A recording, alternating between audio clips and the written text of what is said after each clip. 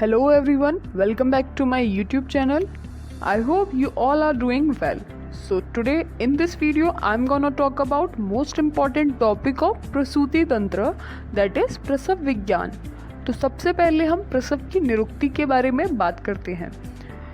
According to Acharya Amarkosh, he said that गर्भ विमोचनस्य इति, that means redemption of pregnancy, गर्भ का विमोचन होना या गर्भ का त्याग होना।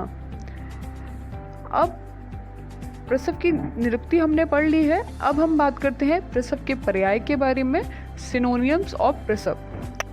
3 पर्याय बताए हैं, गर्भ मोचन, गर्भ मुक्ति एंड गर्भ त्याग। तो ये हमें पर्याय याद रखने हैं। Now we will talk about delivery time, that is prasav kal.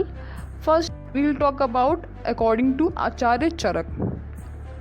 Acharya Charak has considered an uninterrupted delivery period only from 9 to 10 month.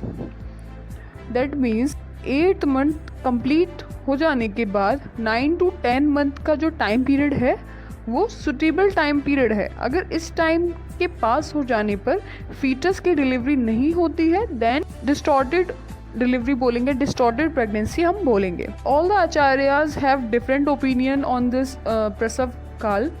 According to Acharya Sushrut, Bhagwat and Bhav Prakash, Yog Ratnakar, time period is 9 to 12 month. According to Kashyap, after 9 to 10 month. According to Harith, 10 to 11 month. Now I'm gonna talk about Prasav Hetu, that is cause.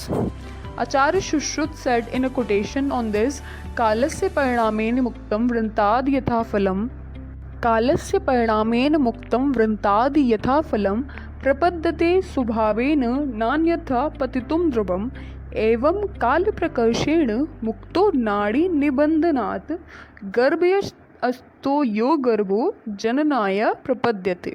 Acharya Sushruta correlate fetus with fruit.